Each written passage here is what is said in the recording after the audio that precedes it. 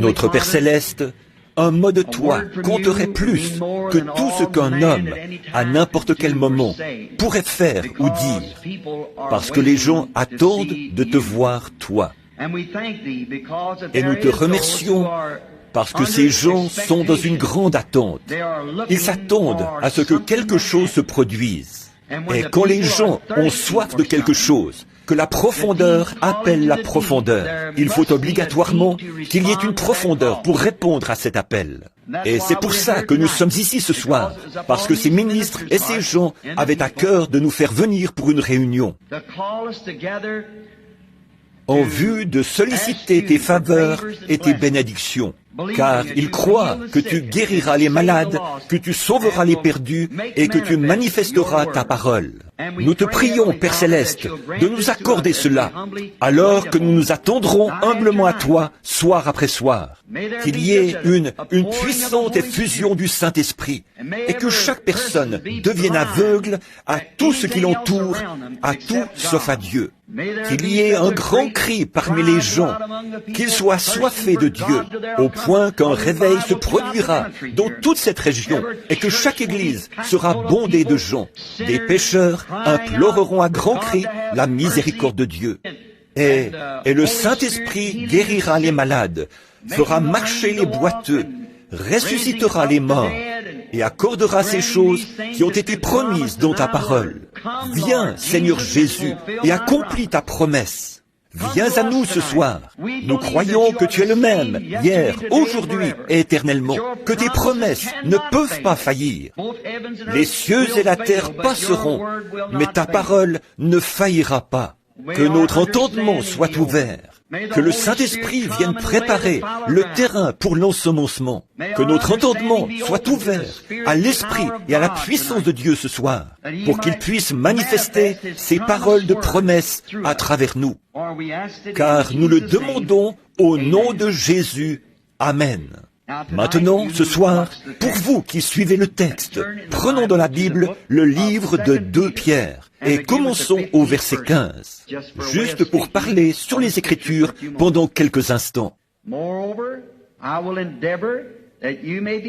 Mais j'aurai soin qu'après mon départ, vous puissiez toujours vous souvenir de ces choses. Ce n'est pas, en effet, en suivant des dessins, des fables habilement conçues, que nous vous avons fait connaître la puissance et l'avènement du Seigneur Jésus-Christ. Mais c'est comme ayant vu sa majesté de nos propres yeux. J'aime ça, de nos propres yeux. Pas une fable quelconque. Nous sommes témoins de ce dont nous parlons. Car il a reçu de Dieu le Père honneur et gloire. Et la gloire magnifique lui fit entendre une voix qui disait « Celui-ci est mon Fils bien-aimé, en qui j'ai mis toute mon affection. » Et nous avons entendu cette voix venant du ciel lorsque nous étions avec lui sur la sainte montagne. Et nous tenons pour d'autant plus certaine la parole prophétique à laquelle vous faites bien de prêter attention, comme à une lampe qui brille dans lieu obscur, jusqu'à ce que le jour vienne apparaître et que l'étoile du matin se lève dans vos cœurs. Sachant tout d'abord vous-même qu'aucune prophétie de l'Écriture ne peut être un objet d'interprétation particulière, car ce n'est pas par une volonté d'homme qu'une prophétie a jamais été apportée. Mais c'est poussé par le Saint-Esprit que des hommes saints ont parlé de la part de Dieu.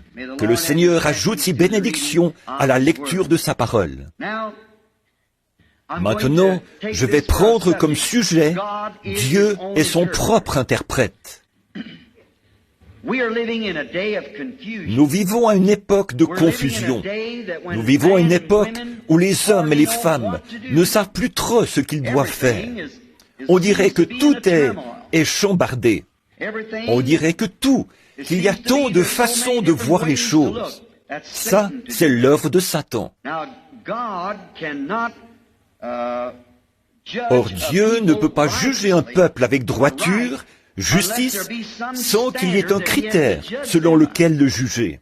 Et la Bible déclare qu'il jugera tous les hommes par Jésus-Christ. Et Jésus-Christ est la parole. Dans Jean, chapitre 1, il est dit, « Au commencement était la parole, et la parole était avec Dieu, et la parole était Dieu, et la parole a été faite chair, et elle a habité parmi nous. » Maintenant, tout ce que nous sommes aujourd'hui est l'expression de ses attributs. En Dieu, d'abord, il n'était même pas Dieu. Dieu, nous l'appellerions simplement l'Éternel.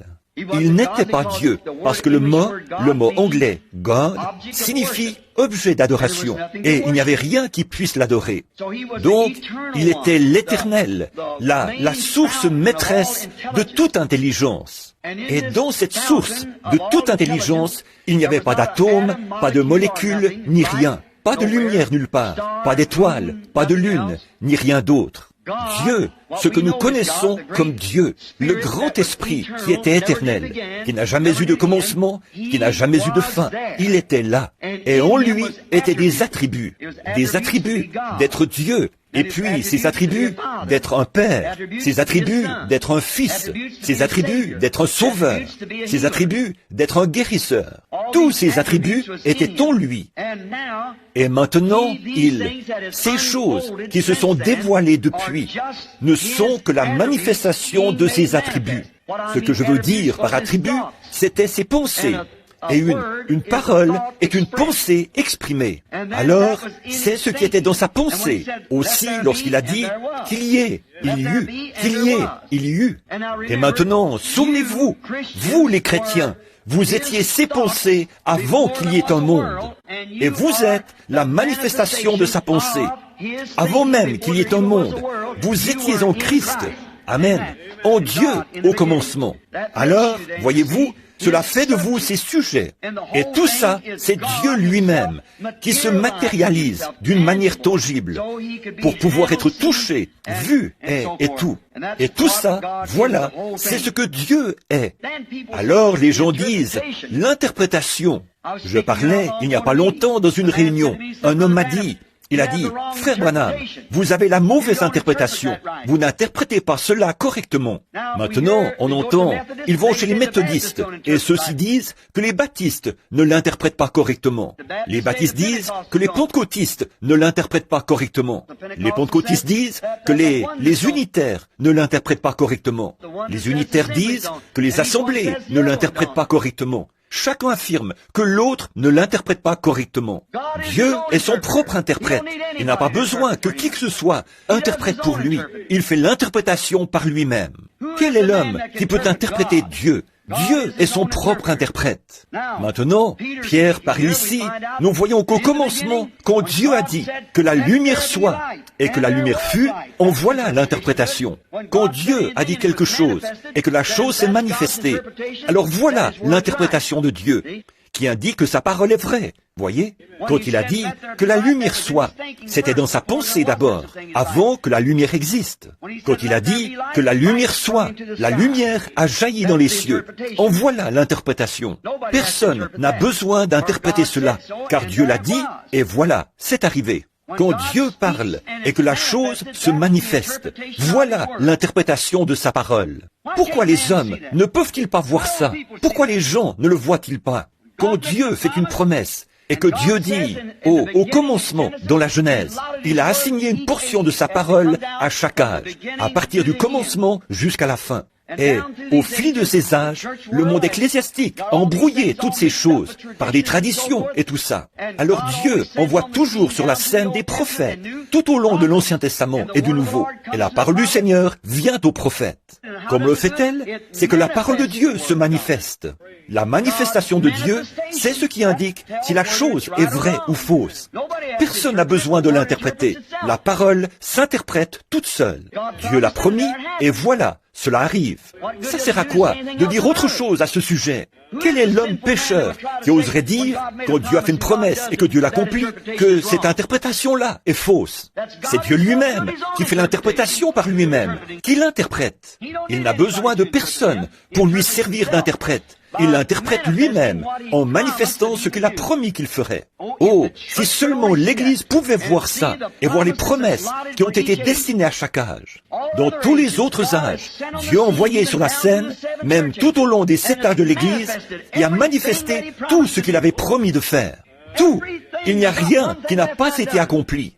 Exactement. Ce qu'il avait dit qu'il ferait, il l'a fait. En effet, quand Dieu a dit, là, dans Ésaïe, il a dit, une vierge concevra, et elle l'a fait. Maintenant, qui peut interpréter ça? C'est Dieu qui en a fait l'interprétation. Il a dit, une vierge concevra, et elle a conçu.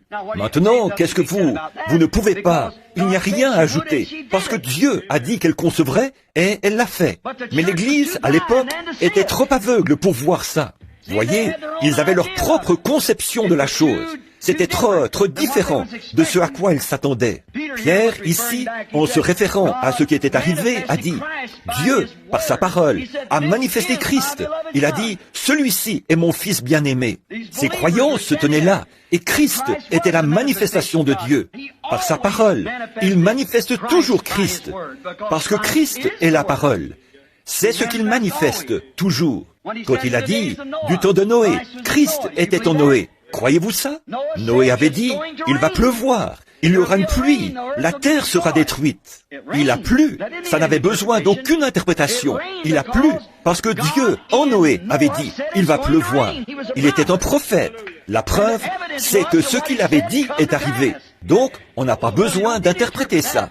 Certains de ceux qui étaient présents ont peut-être dit, cet homme ne sait pas ce qu'il dit. Mais Dieu avait toujours promis, si quelqu'un parmi vous est inspiré ou prophète, et que ce qu'il dit arrive, alors écoutez ce qu'il dit. Exactement, parce que c'est la vérité. C'est nécessairement en conformité avec la parole. Et Noé était en conformité avec la parole. Quand il a prophétisé qu'il allait pleuvoir, il a plu. Ça n'avait besoin d'aucune interprétation, puisque c'est exactement ce qui est arrivé. Ésaïe avait dit, une vierge concevra, et elle l'a fait. Ça, c'était quelque chose de très inhabituel. En effet, voyez, ce n'est que plusieurs centaines d'années plus tard que cette vierge a conçu. C'était quelque chose de vraiment inhabituel, au point qu'un brave homme du nom de Joseph, son époux, qui était un homme de bien et qui ne voulait pas la diffamer. Ce brave homme, à cette époque-là, Joseph, ce qu'il a dû ressentir alors qu'il était fiancé, le fiancé de Marie. Elle était fiancée. En ce temps-là, transgresser cela, c'était exactement la même chose que commettre un adultère. Et, bien entendu, Joseph, il lui semblait que Marie cherchait à l'utiliser comme écran, à se servir de lui, comme couverture pour sa faute. Car voilà, elle s'était retrouvée enceinte sans être mariée. Elle n'était que fiancée. Une ruse pareille, et c'était la mort, par lapidation. Forcément, selon la loi. Et Joseph, son époux, était un homme juste, un homme très juste. Il avait foi en Dieu. Et quand elle le regardait, avec ses beaux grands yeux très doux, en disant, Joseph, l'archange Gabriel m'a visité et m'a annoncé que j'allais concevoir sans avoir connu d'homme. Or, si seulement Joseph avait regardé dans l'Écriture, le prophète avait dit qu'elle le ferait. C'était simplement Dieu qui interprétait sa propre parole. Voyez, mais c'était quelque chose de trop inhabituel. C'est ça le problème, dans tous les âges. La parole de Dieu est étrangère aux gens. C'est quelque chose de trop inhabituel. Ce que Dieu fait, c'est toujours quelque chose d'inhabituel. Partout où Dieu est, il y a quelque chose d'inhabituel. Cela va à l'encontre des systèmes du monde, parce que ils ont arrangé les choses à leur manière, selon leur façon de voir. Mais Dieu intervient et il fait des choses inhabituelles. Comment cette vierge a-t-elle pu concevoir? Il était honnête. Il cherchait la face de Dieu à ce sujet. Et là, Dieu lui a parlé dans un songe. Il lui a dit, « Joseph, fils de David, ne crains pas de prendre avec toi Marie, ta femme, car l'enfant qu'elle a conçu vient du Saint-Esprit. Dieu l'a couverte de son ombre. Voilà ce qui a produit cela. » Avez-vous déjà remarqué le moyen que Dieu a utilisé pour traiter avec Joseph, là? C'était une voie secondaire, par un songe. Or, nous savons que les songes existent. Nous croyons aux songes. Je crois aux songes. Dieu a toujours traité avec les gens au moyen des songes. Par contre, les songes sont une voie secondaire, voyez? Ils peuvent être vrais ou faux. à moins d'être interprété. Mais celui-là n'avait besoin d'aucune interprétation. C'était Dieu lui-même qui parlait directement à Joseph, parce qu'à cette époque-là, il n'y avait pas de prophète dans le pays pour interpréter. Ça faisait 400 ans qu'il n'y avait pas eu de prophète. Alors, à défaut d'avoir un prophète, le meilleur moyen pour Dieu de s'occuper du bien-être de son propre fils, c'était de parler à Joseph dans un songe et sans interprétation. Il a dit, cette femme a raison, ce saint enfant qui était conçu en elle est le Fils de Dieu. Ça n'avait besoin d'aucune interprétation. Dieu fait l'interprétation par lui-même, au cœur honnête, sincère. Hommes et femmes qui regardez cette chose qui est mystérieuse. Si vous êtes honnête et sincère, et si vous croyez, Dieu a un moyen de vous l'interpréter. D'abord, voyez si c'est une promesse. Si seulement Joseph avait consulté, laissé tomber les traditions et consulté la Bible pour voir ce qu'il en était, Ésaïe avait dit qu'elle le ferait. Et les choses qui avaient été annoncées, sa naissance et toutes ces choses avaient été annoncées par les Écritures, par les saints prophètes, comme l'a dit Pierre. Et personne n'a le droit d'y ajouter une interprétation particulière. C'est exactement ce que Dieu avait dit qu'il arriverait. Il était la manifestation de la parole de Dieu promise pour ce jour-là. Dieu l'avait dit, alors voilà, c'est arrivé. L'affaire était réglée. Jésus a dit, quand il était sur terre, alors que les gens n'arrivaient pas à comprendre son ministère, c'était trop glorieux, trop phénomène, il n'y arrivait pas, trop phénoménal, plutôt, il n'arrivait pas à le comprendre. Il a dit, sondez les Écritures. J'espère que je ne vous assourdis pas là-bas, en faisant tonner ma voix là-dedans. Sondez les Écritures, parce que vous pensez avoir en elles la vie éternelle. Ce sont elles qui rendent témoignage de moi, voyez ? Ce sont elles qui vous disent qui je suis. Voyez, Dieu avait assigné là une portion de la parole. Cette époque-là devait être celle de la manifestation de Dieu. Dieu, Emmanuel, avec nous. On l'appellera admirable, conseiller, prince de la paix, Dieu puissant, Père éternel.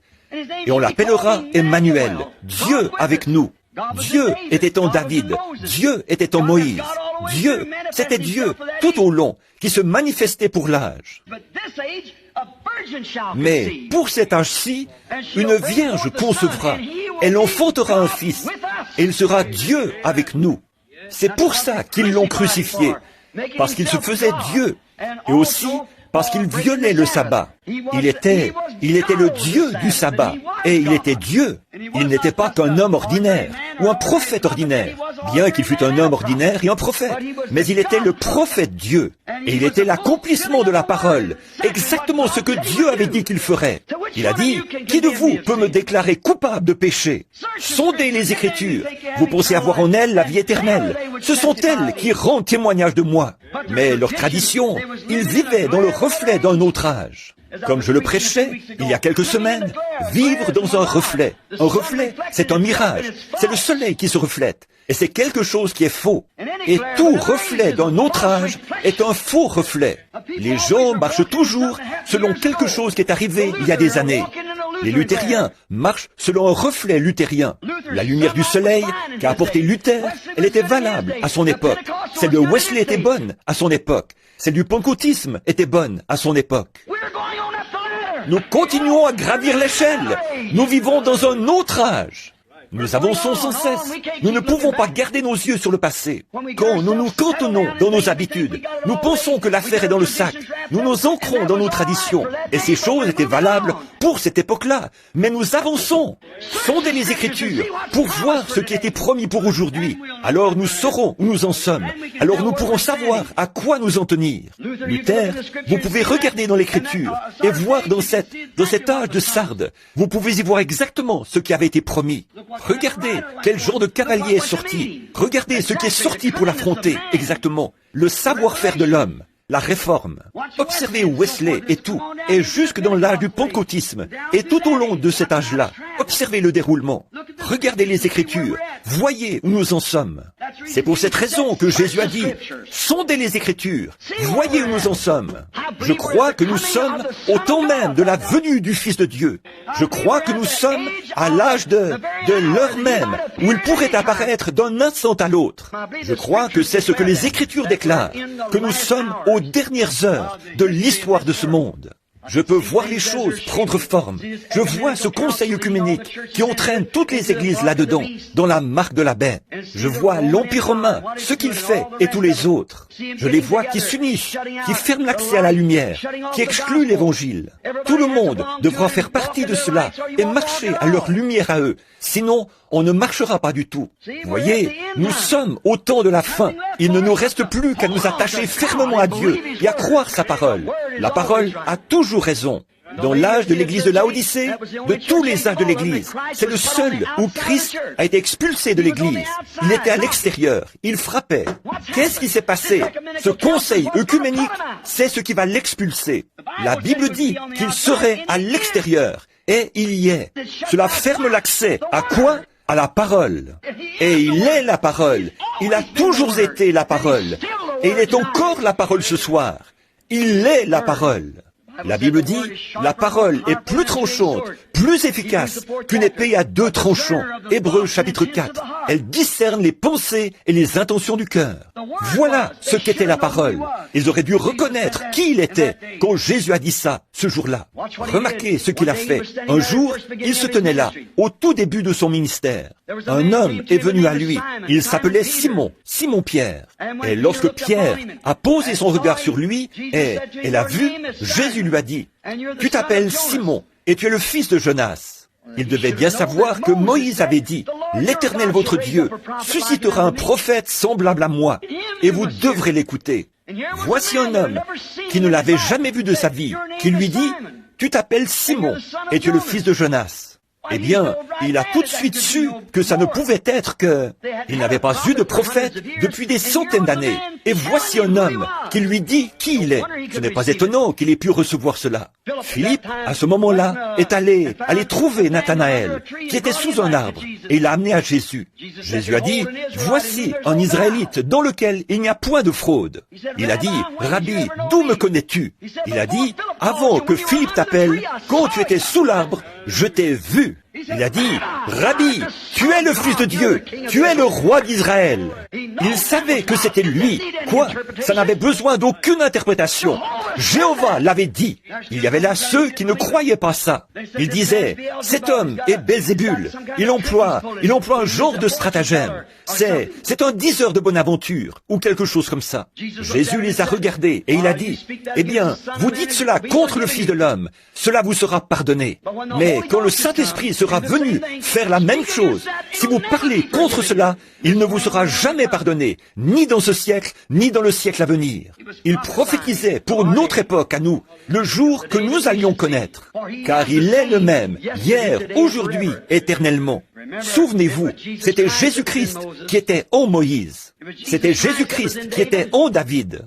Quand David, le fils de David, est monté sur la montagne, un roi rejeté, et qu'il a pleuré sur Jérusalem, c'était nul autre que Christ en lui. En effet, à peu près 800 ans plus tard, le fils de David, du haut de la montagne des Oliviers, a regardé Jérusalem et a pleuré. Il a dit, Jérusalem, Jérusalem, combien de fois ai-je voulu te prendre sous mes ailes, comme une poule rassemble ses poussins, mais tu ne l'as pas voulu. Quand Joseph était en prison, c'était Jésus. Quand il était vendu pour presque 30 pièces d'argent, c'était Jésus. Quand il est devenu le bras droit de Potiphar, c'était Jésus. Quand il s'est assis à la droite de Pharaon, quand il sortait, tout le monde, la trompette sonnait, et tout le monde devait fléchir le genou. C'était Jésus. Personne ne pouvait venir à Pharaon sans passer par Joseph.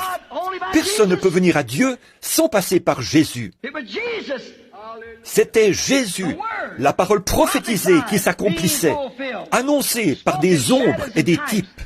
Quand Jésus était ici sur terre, il a fait la même chose que ce qu'avaient fait les prophètes. Et c'est comme ça qu'ils ont su qu'il était la manifestation de Dieu, de sa parole.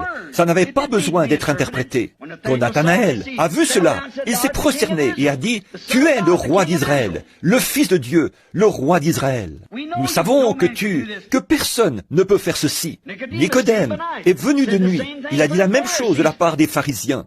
Mais vous voyez, ils étaient tellement accrochés à leur conseil œcuménique qu'ils ne pouvaient pas accepter cela. Il a exprimé ce qu'il disait. Il a dit, Rabbi, nous, c'est qui? Leur conseil.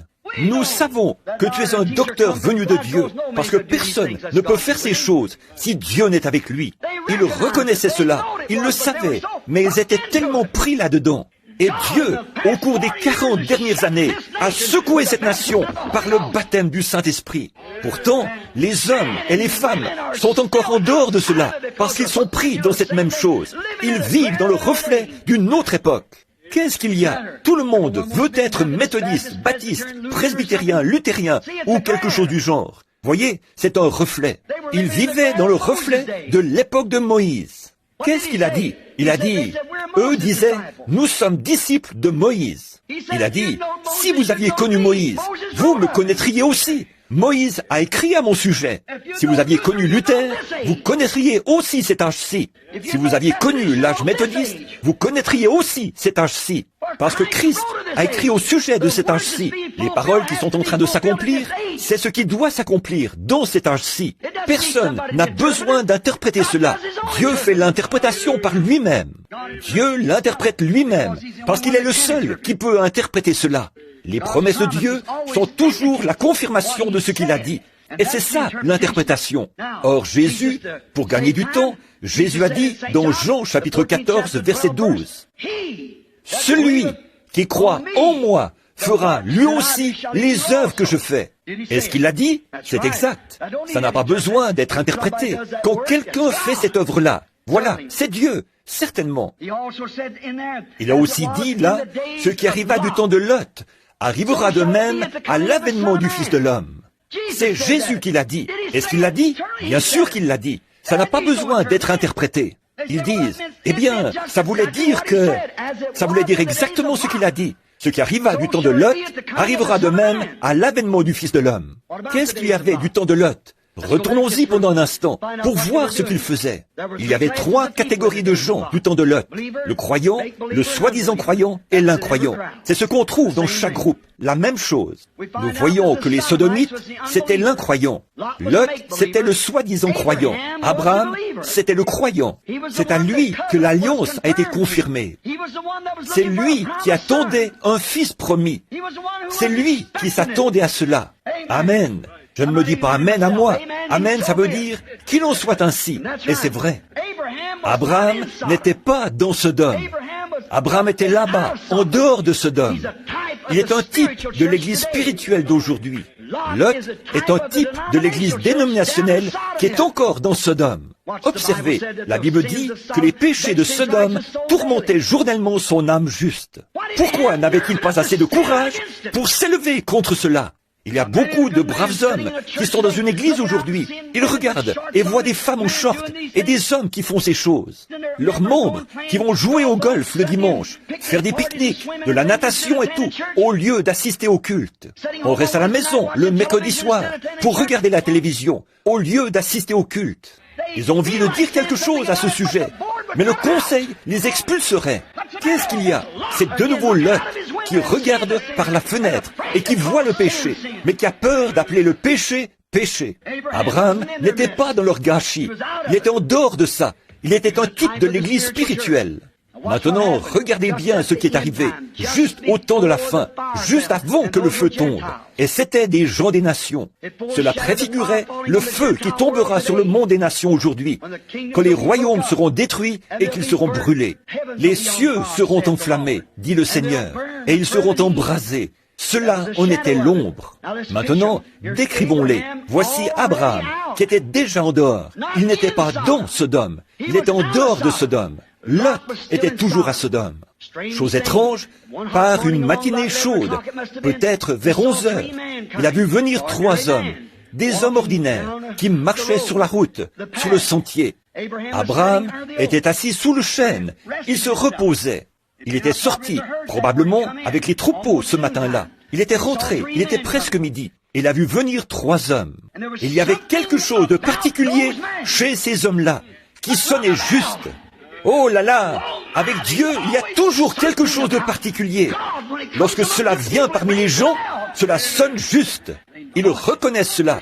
Quelque chose leur indique. Il y a là une confirmation. Abraham a accouru. Il a dit, « Mon Seigneur, viens, permets que j'apporte un peu d'eau pour te laver les pieds, que je te donne un morceau de pain. Après quoi, tu pourras continuer ta route. » Et il s'est détourné. Il a couru à son troupeau. Il a pris un veau et l'a tué. L'a fait apprêter par un serviteur. Il est entré dans la tente, situé en contrebas. Il a demandé à Sarah de pétrir de la pâte pour faire ou de la farine pour faire du pain et pour faire des gâteaux. Il a apporté tout ça et a fait le service. Pendant qu'ils étaient assis là, en train de manger, ils ont commencé à remarquer que cet homme regardait continuellement du côté de Sodome. Il a dit, « Souvenez-vous, 2 d'entre eux sont descendus dans Sodome. 2 d'entre eux sont allés à Sodome. Je vous en prie, ne manquez pas ceci. » Je fais référence à ce que Jésus a dit. 2 d'entre eux sont allés à Sodome pour en faire sortir Lot et ceux qui étaient prêts à sortir là-bas. Et les 2 qui sont allés, ils sont allés prêcher là-bas. Et il y en a un qui est resté avec Abraham. Observez le signe qu'il a accompli. Ils ont eu un signe là-bas. Il y a eu, les Sodomites ont été frappés d'aveuglement. La prédication de l'Évangile aveugle toujours l'incroyant. Et remarquez ce qui a produit cela. Or, il y en a un qui est resté là et qui a accompli un signe devant Abraham. Maintenant, avez-vous déjà remarqué, n'importe quel historien, remontez le cours des Écritures, remontez le cours de l'histoire. Il n'y a jamais eu, pas une seule fois, au cours des âges de l'Église, un homme qui soit allé vers les églises dénominationnelles, là-bas dans le monde, là-bas dans les dénominations. Jamais auparavant, un homme dont le nom se termine comme Abraham, H-A-M. Mais aujourd'hui, ils en ont un, G-R-A-H-A-M. C'est vrai. Il va là-bas. Il les appelle à sortir. Il accomplit là un travail formidable. Graham, Billy Graham, le serviteur de Dieu, là-bas, parmi les dénominations, les politiciens et toutes ces choses. Il combat tout ça. L'autre jour, quand on voulait qu'il se présente comme candidat à la présidence, il a refusé catégoriquement. Que Dieu le bénisse pour ça. Voyons, ces compagnies de whisky, ils n'auraient même pas réussi la première étape. Voilà ce qui serait arrivé. Elles auraient dépensé des milliards de dollars, vu que, de toute façon, ils les auraient éliminés, ces compagnies de cigarettes et de choses comme celle-là. Voyez, il est là-bas comme messager de Dieu aux Sodomites. Exactement. Mais souvenez-vous, il y en a un qui est resté là avec Abraham. Un autre homme, pas les 2, qui sont descendus là-bas, comme des évangélistes modernes, qui sont descendus prêcher là-bas. Remarquez, il y en a un qui est resté là. 2 sont descendus là-bas. Et un est resté ici avec Abraham. Et celui qui est resté avec Abraham lui a donné un signe. Maintenant, observez, son nom était Abraham, et celui de sa femme, Saraï. Juste un jour ou 2 avant cela, Dieu lui était apparu et lui avait dit, « Je change maintenant ton nom d'Abraham en Abraham. » Voyez, G-R-A-H-A-M, c'est 6 lettres, l'homme. Mais A-B-R-A-H-A-M, c'est 7 lettres, H-A-M, une terminaison en H-A-M. Donc ici, dans l'église spirituelle, il y en a un qui a été envoyé là à Abraham. Et remarquez ce qu'il a dit. Il a dit, Abraham, non pas Abraham, Abraham. Où est ta femme? Non pas S-A-R-A-I, S-A-R-A. Où est ta femme, Sarah? Regardez bien ce qu'il a dit. Elle est dans la tente, derrière toi. Et il a dit, je te visiterai. Je vais te visiter. Vous voyez, ce pronom personnel, lui, selon la promesse qu'il avait faite. C'était Dieu. Il a dit, je vais te visiter. Et Sarah, exprimée comme ça, nous pourrons tous comprendre, a ri par en dessous, en elle-même. Elle a dit, moi, une vieille femme, à 100 ans, mon Seigneur, lequel était Abraham, est vieux aussi. On n'a plus l'âge de faire comme les jeunes. Elle a dit, voyons, nous ne pouvons plus avoir ce genre de plaisir. Je suis vieille et il est vieux. Elle a dit, nous ne pouvons plus avoir ça. Elle a dit, comment? Ces choses ne sont pas possibles. Et l'homme, Dieu dans une chair humaine, a dit, pourquoi Sarah a-t-elle ri et douté en disant ces choses? Dans la tente derrière lui. Maintenant, voyez, si ce n'est pas là le ministère même qu'a exercé Jésus-Christ. Il regardait l'auditoire et connaissait leurs pensées. Il a dit à Pierre qui il était et comment s'appelait son père. Il l'a dit à Nathanaël. Il a dit à la femme au puits Quand elle a dit, il a dit, va me chercher à boire, ou apporte-moi à boire. Elle a dit, Seigneur, il n'est pas de mise pour toi pour vous, les Juifs, de parler aux Samaritains. Nous n'avons pas de relation entre nous. Il a dit, mais si tu savais à qui tu parles, c'est toi qui me demanderais à boire. La conversation s'est poursuivie. Il a dit, va chercher ton mari et viens ici. Elle a répondu, je n'ai pas de mari. Il a dit, tu as eu raison de dire cela, car tu en as eu 5. Elle a dit, Seigneur, regardez la différence entre elle et les sacrificateurs de ce temps-là, ce conseil qui vivait dans le reflet d'une autre époque. Eux, ils ont dit, c'est le diable. Il fallait bien qu'ils disent quelque chose à leur assemblée, parce qu'il fallait une réponse. Mais qu'a fait cette pauvre petite femme qui avait cette semence prédestinée dans son cœur?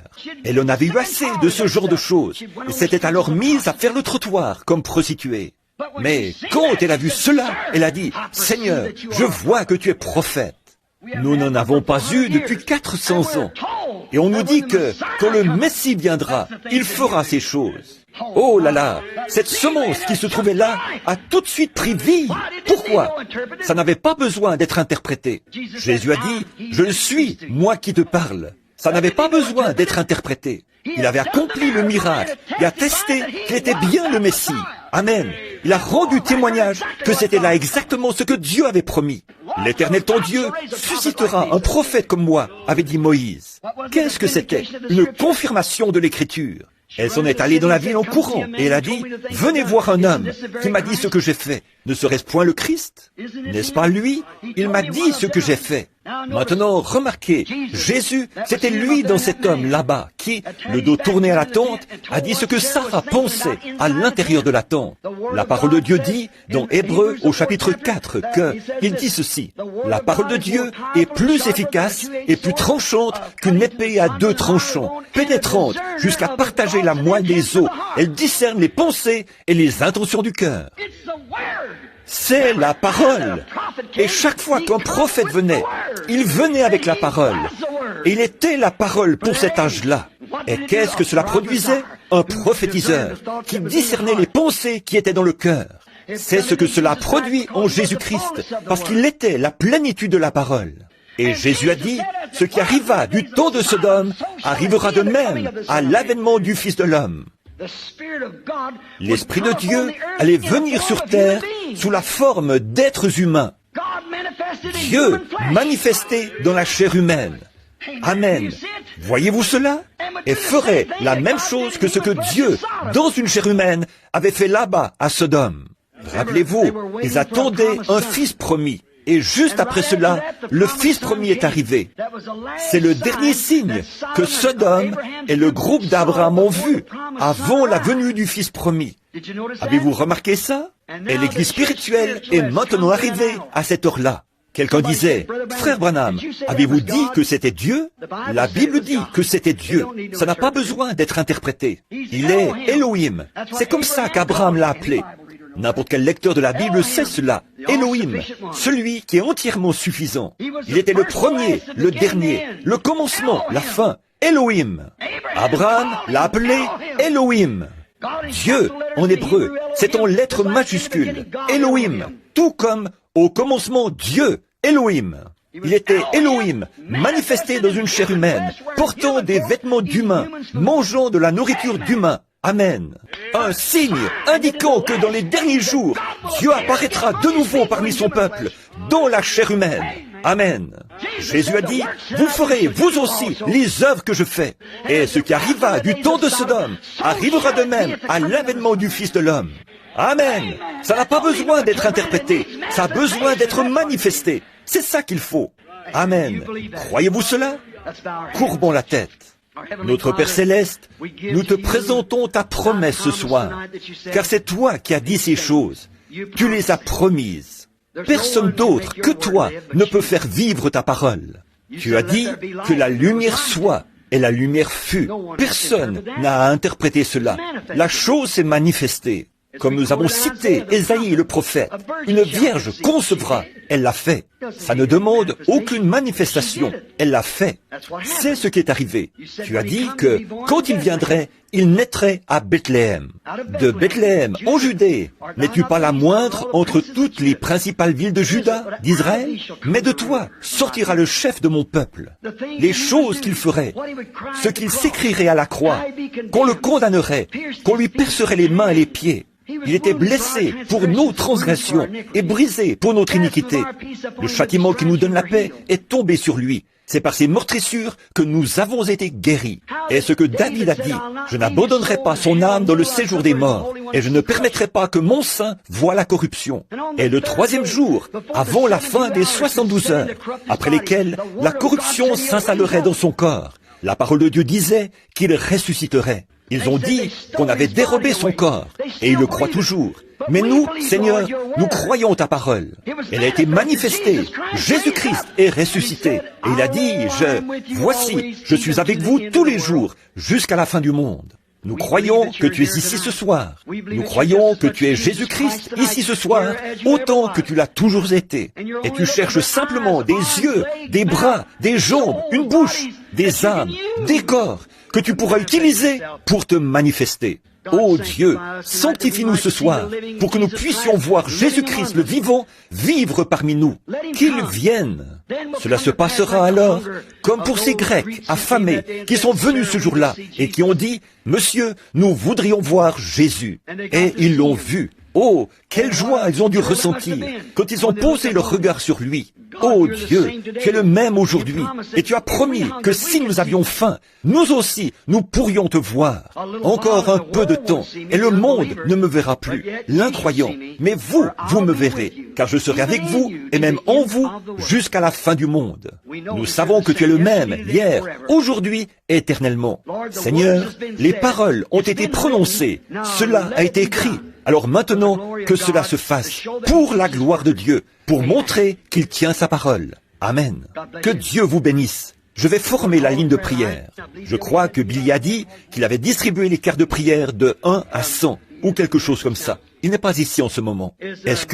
Quel est le numéro de carte de prière? Que quelqu'un regarde au verso de ça. Ce sera un numéro et une lettre. A, B, C, D ou... Qu'est-ce que c'est? A? Très bien. Prenons A, numéro 1, 2, 3, 4, 5. Commencez à vous lever comme ça. A, numéro 1, numéro 2, numéro 3, numéro 4. 4. Je ne l'ai pas vu se lever. La carte de prière numéro 4. 1, 2, 3, prière. Peut-être que la personne ne peut pas se lever. Si c'est le cas, que quelqu'un regarde la carte de son voisin. Il se peut qu'il ait une carte, mais soit incapable de se lever. Rapidement maintenant. La voilà. 4, 5, la carte de prière numéro 5, 6, 7, 8, 9, 10, 11, 12. Maintenant, commencez à vous avancer ici, dès que votre numéro est appelé. Numéro 1, 2, 3, venez tout de suite de ce côté.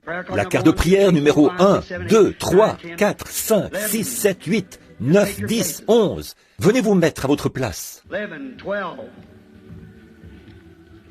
11, 12, 13, 14, 15, 16, 17, 18, 19, 20, 21, 22, 23, 24, 25.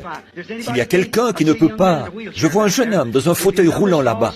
Si votre numéro est appelé, fiston, et que vous ne pouvez pas venir, eh bien, levez simplement la main. Nous nous occuperons de vous amener jusqu'ici. Voyez?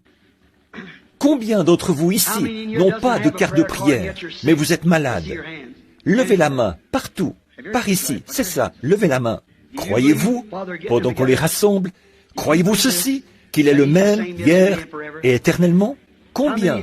Observez ces ministres.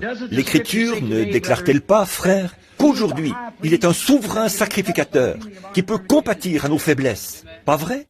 Combien croient cela? Levez la main. Il est un souverain sacrificateur qui peut compatir à nos faiblesses. Alors, si la Bible déclare qu'il est le même hier et éternellement, combien croient cela? Alors, comment agirait-il aujourd'hui?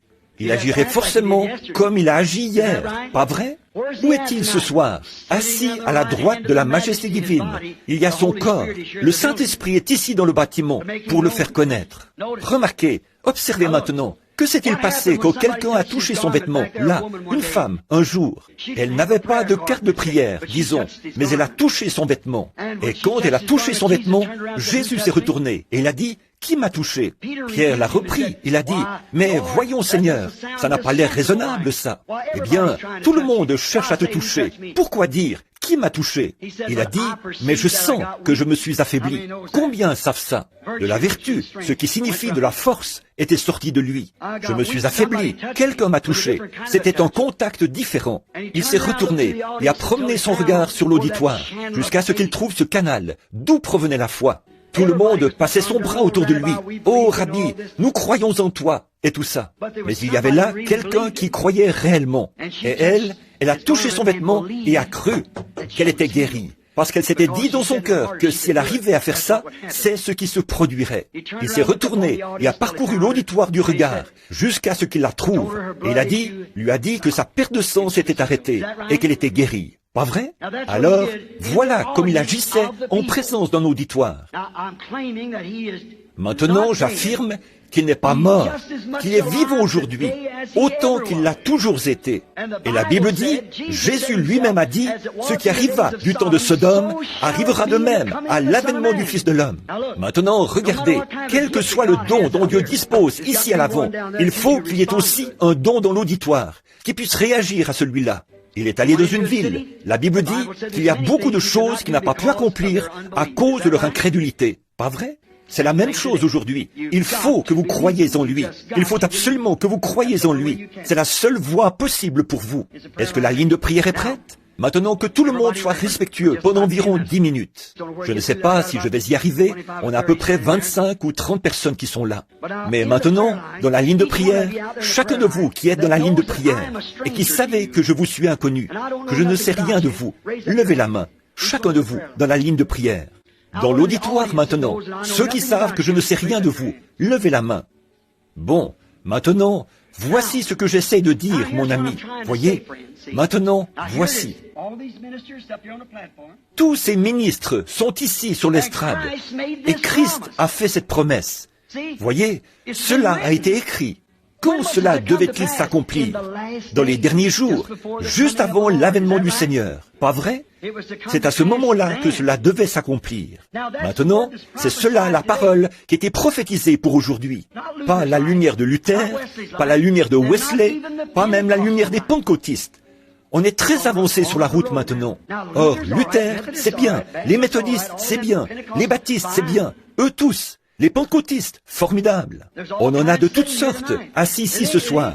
Il ne s'agit pas des individus.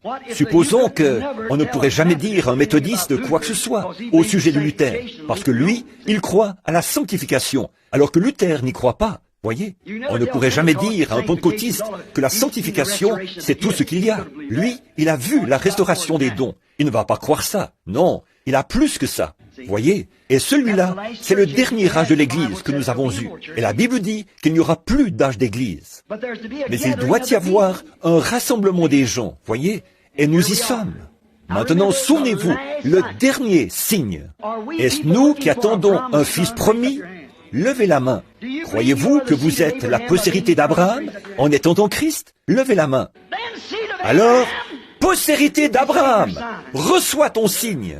Il ne se trouve pas à Babylone. Il ne se trouve pas là-bas, dans le monde des dénominations. Il se trouve ici, au milieu de vous, de ceux qui ne sont pas là-bas, dans ce gâchis. Croyez-y. Voici une femme. Elle m'est totalement inconnue. Nous avons à peu près le même âge. Je n'ai jamais vu cette femme de ma vie. Si je pouvais guérir cette femme, je le ferais, si elle est malade. Je ne sais rien d'elle. L'avez-vous vue lever la main il y a quelques minutes? Je ne l'ai jamais vue. Elle est juste une femme qui est debout là. Aujourd'hui, ils sont venus ici. Ils ont apporté un paquet de cartes de prière. Ils les ont toutes mélangées et les ont distribuées aux gens. Quelqu'un a reçu le numéro 1 ici, le numéro 10 là-bas, le numéro 15, le numéro 7, le numéro... Voilà, comme ça. On les mélange toutes, là, devant vous, chaque jour. Et quand on les appelle, on les appelle. Elles sont un peu partout dans la salle, voyez? Mais vous n'avez même pas besoin d'avoir une carte de prière. Restez simplement assis là et croyez. Pourquoi ne pensez-vous ce soir? Prenons conscience de l'heure où nous vivons. Voyez, elle est maintenant presque écoulée, mon ami. presque écoulé. Maintenant, si le Dieu d'Abraham a ressuscité Jésus-Christ d'entre les morts, et ce Jésus a promis que dans les derniers jours, les signes mêmes qu'Abraham, que l'ange, qui était Dieu dans une chair humaine, avait opéré devant Abraham, juste avant que le Fils promis arrive. Jésus a dit que la même chose se produirait aujourd'hui. Maintenant, nous voyons les puissances atomiques et les dénominations, toutes, le gâchis dans lequel elles se trouvent. Nous voyons un Billy Graham là-bas, et un Oral Roberts, et tous ces gens qui sont là-bas, le messager pentecôtiste et le messager dénominationnel qui sont là. Nous voyons tout cela se dérouler. Ils exécutent le signe. Billy Graham, un théologien hors pair, ce à quoi croient les dénominations. Oral Roberts, un guérisseur hors pair, exactement ce que les pentecôtistes. Mais écoutez, il était promis autre chose à la postérité d'Abraham. Eux sont là-bas, parmi ces dénominations. Il doit se produire quelque chose en dehors des dénominations qui va réunir les gens. Nous allons laisser ça de côté jusqu'à demain soir. Regardez bien, je ne connais pas cette femme. Je vais lui tourner le dos. Si le Seigneur Dieu dit quelque chose à cette femme, il se peut que ce soit familial, il se peut que ce soit financier, il se peut que ce soit la maladie, je ne sais pas. Elle saura si c'est la vérité ou non. Et s'il fait la même chose ce soir que ce qu'il avait fait en ce temps-là, croirez-vous le Dieu dont Jésus-Christ a promis la présence ici dans les derniers jours?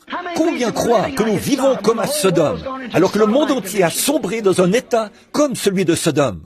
Combien d'entre vous croient que ce que je vous ai dit ce soir est la vérité? Alors, enfants et postérité d'Abraham, croyez en Dieu. Maintenant, pour ôter de votre esprit que j'essaie de dire quelque chose à cette femme en la regardant en face, ou pour vous ôter toutes ces idées de télépathie, ou tout ce que vous voudriez savoir. Toute personne qui sait ce qu'est la télépathie devrait avoir plus de bon sens que ça. Voyez?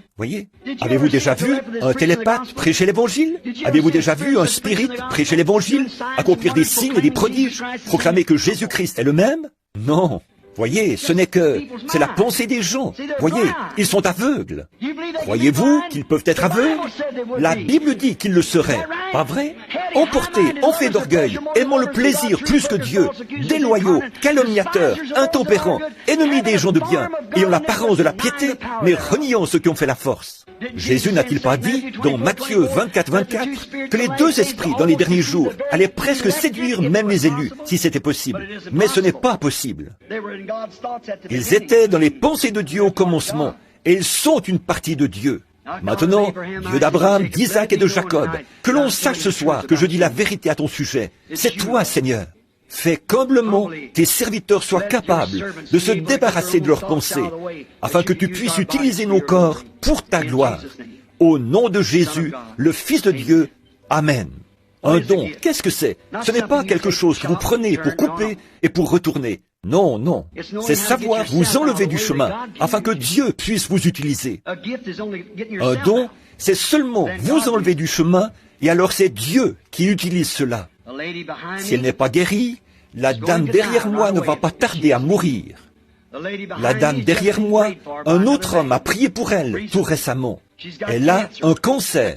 Le cancer est dans son sein et aussi dans ses poumons. On a prié pour elle tout récemment et elle essaye d'accepter sa guérison par la foi. C'est ainsi dit le Seigneur. Est-ce vrai, madame? Si c'est vrai, faites signe de la main à l'auditoire. Le Dieu d'Abraham est toujours vivant. Très bien. Repartez en croyant ce que vous croyez là et vous vous rétablirez. Amen. Croyez-vous? Vous dites, est dans l'auditoire. Cette femme assise ici, avec, au bout de la rangée, la deuxième dame, juste là. En me retournant, là j'ai vu quelque chose, un truc enroulé autour de son bras, qui mesurait la tension artérielle, se gonflait. Elle fait de l'hypertension. Est-ce vrai, madame? Levez la main. Si vous croyez, votre tension artérielle va baisser. Le Dieu d'Abraham est encore présent. Il demeure exactement le même qu'alors. La parole de Dieu pour aujourd'hui. Bonjour. Vous croyez maintenant? Ayez foi en Dieu. Vous me semblez n'être qu'une enfant. Dieu connaît votre cœur, jeune dame, pas moi. Croyez-vous que Dieu peut me révéler ce qui ne va pas? Allez-vous croire en lui si je le fais? Ce n'est pas pour vous, c'est pour quelqu'un d'autre. C'est votre frère. Son état est très grave. Et il est dans une ville au nord d'ici, Tulare. Il est à l'hôpital. Il est atteint de leucémie. Et les médecins l'ont condamné. Il n'y a plus aucun espoir. C'est exact. Croyez-vous? Très bien. Qu'est-ce que vous avez dans la main? Prenez ça et posez-le sur lui. Et ne doutez pas. Croyez. Amen. Croyez-vous? Je n'ai jamais vu cette dame de ma vie. Mais Dieu reste toujours Dieu. Maintenant, dites-moi, quel être humain peut faire ça? L'être humain n'a pas en lui la capacité de faire ça. Il s'agit du Dieu dont Jésus-Christ a promis la présence, ici, dans les derniers jours, et qui allait démontrer lui-même ce qu'il est, là, devant la postérité d'Abraham, comme ce qui était arrivé du temps de Sodome. Maintenant, tenez, je ne connais pas cette dame. Nous sommes inconnus l'un à l'autre. Je pense que c'est la toute première fois que nous nous rencontrons. Croyez-vous que je suis son serviteur? Croyez-vous que ceci est la parole?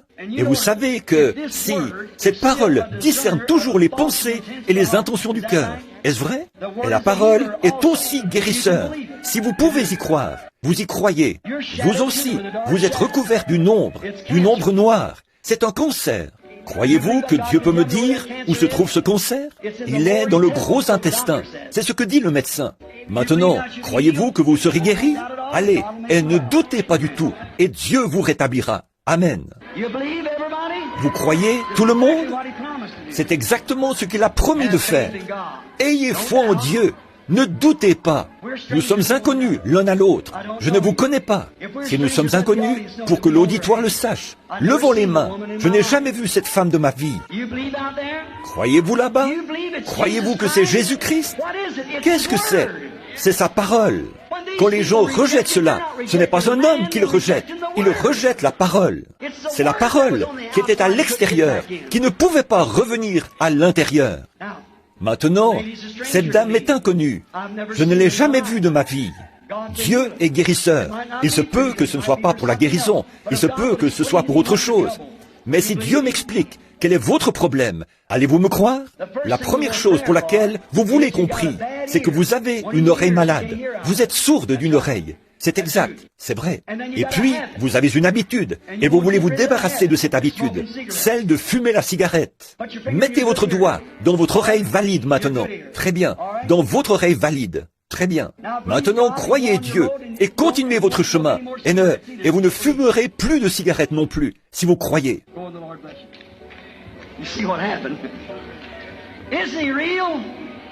Allez, et que le Seigneur vous bénisse. Vous voyez ce qui s'est produit? N'est-il pas réel? Je ne vous connais pas. Nous sommes inconnus l'un à l'autre. Je ne vous ai jamais vu de ma vie. Mais Dieu vous connaît. Si Dieu peut me dire quelque chose à votre sujet, allez-vous croire? Est-ce que tout l'auditoire va croire? Est-ce que quelqu'un là-bas connaît cette femme? Est-ce que quelqu'un dans l'auditoire connaît cette femme? Très bien. Vous saurez donc si ceci est vrai ou non. Ceci devrait régler la question. Ceci devrait démontrer la vérité. Maintenant, vous pouvez voir ce qui s'est produit depuis quelques minutes. Voyez, c'est Jean titube. Voyez, c'est comme si je ne distinguais plus rien devant moi. Voyez, c'est le discernement. Voyez, c'est le Saint-Esprit. Ce n'est pas moi, c'est la parole promise pour aujourd'hui. Ça n'était jamais arrivé depuis l'époque des apôtres. Jamais. Mais là, il a été dit, juste avant l'avènement du Fils de l'homme. Ce qui arriva du temps de Lot arrivera de même à l'avènement du Fils de l'homme. Les incroyants n'y croient pas. On ne s'attend pas à ce qu'ils y croient. Mais les croyants, eux, y croient.